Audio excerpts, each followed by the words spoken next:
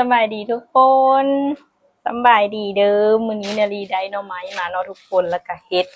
สิมาแกงหน่อไม้มื้อนี้น่ะนี่ได้เฮ็ดเขาเอิ้นเฮ็ดบดเนาะทุกคนเฮ็ดบดหรือว่าเฮ็ดขอนนั่นแหละเนาะอ่อนๆเลยทุกคนมาแต่ว่านาลีน่าสิแกงได้2เทื่อพุ่นแหละทุกคนแกงเทื่อเดียวบ่เบิดดอกแล้วก็ได้พักได้เฮ็ดมาตื่มกันเนาะหน่อยนึงแล้วก็ได้หน่อไม้มาหน่อเดียวเพราะว่าแกงกินเนาะทุกคนผู้เดียวแล้วก็เลยหน่อหนึ่งก็น่าสิได้อยู่หม้อหนึ่งก็เลยบ่ได้เอามาหลายหน่อเดียว15 บาทแกงได้ถ้าเฮาใส่แบบพวกผักหรือว่าใส่เฮ็ดใส่หยังนำกะน่าจะกินได้หลายคนเนาะสมมุติว่ากินหลายคนก็คืออิ่ม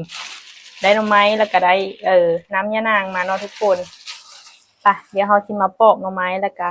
เฮ็ดแกงกินเนาะทุกคน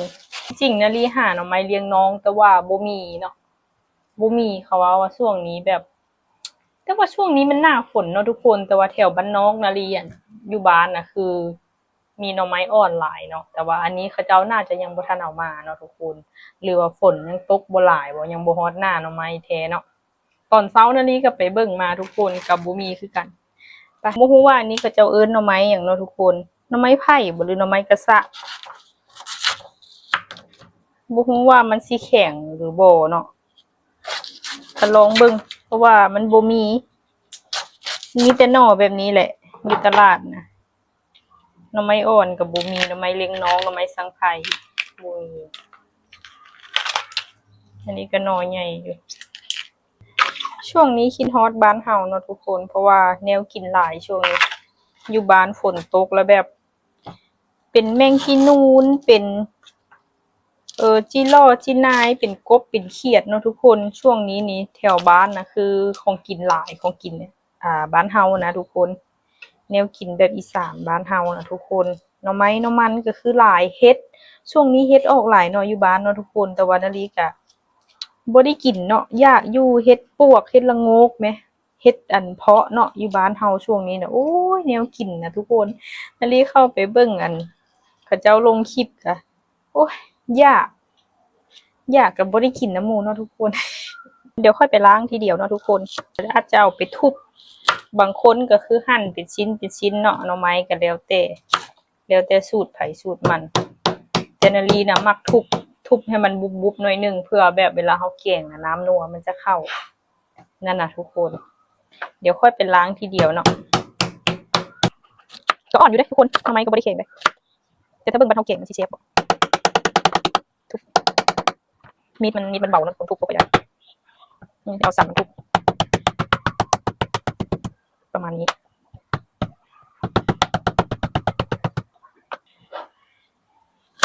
เฮาเฮ็ดกินเองเนาะทุกคนเฮ็ดจังได๋ก็ได้เฮ็ดแนวใดก็ได้เฮาเฮ็ดกินเองบ่ต้องไปแบบพิธีตีตองอะนะเอาแบบสไตล์เฮาแหละแล้วสุดท้ายมันก็ลงไปในหม้อมันก็เข้าท้องเฮาคือเก่าขอแต่ว่าให้มันสะอาดแค่นั้นก็พอบ่อยากอันนี้คือหน่อหนึ่งทุกคนก็ได้หลายอยู่ได้นาลีว่าได้หม้อหนึ่งแหละเวลาเฮาแกงใส่เฮ็ดใส่หยังมันก็สิหลายไปเดี๋ยวไปล้างก่อนอันนี้คือเฮ็ดมดหรือว่าเฮ็ดขอนเนาะมีแต่อ่อนๆเฮ็ดอ่อนเนาะทุกคนน่าสิแซ่บเวลาแกงบ่ค่อยมีดินมีหยังเนาะเขาเจ้าน่าจะแบบตัดตีนมันมาแล้วนี่นะอ่ะเดี๋ยวเราไปล้างพร้อมกันกับเฮ็ดอันนี้แต่ว่า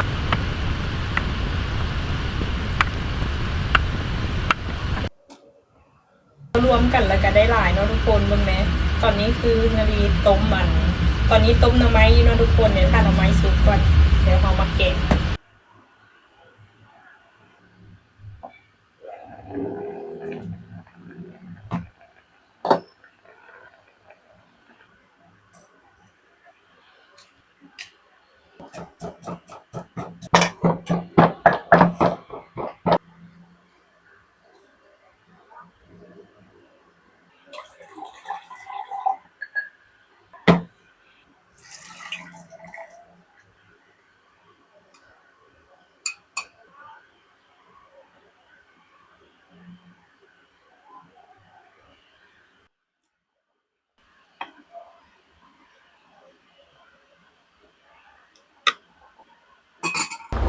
ตอนนี้คือหอมขนาดทุกคน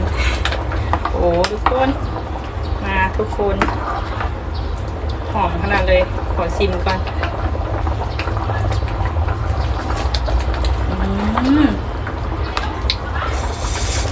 แซ่บเลยแหละทุกคนแต่ว่านาลีอยากใส่น้ำตาลน้อยหนึ่งเนาะน้อยหนึ่งพอทุกคนนัวแล้วทุกอย่างคือพอดีลงโตเลยแหละ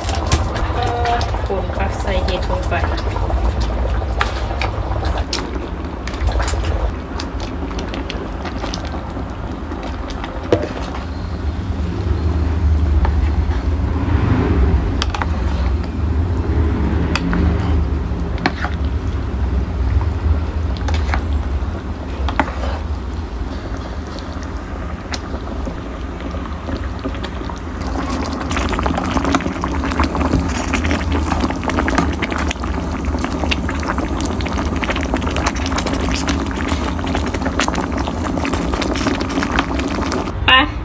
เสร็จแล้วทุกคน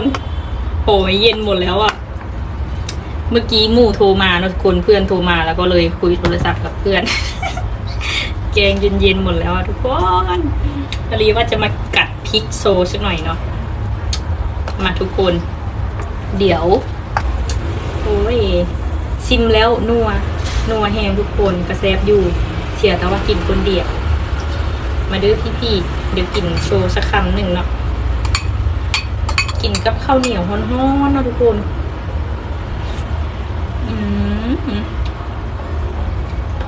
สมใจยาก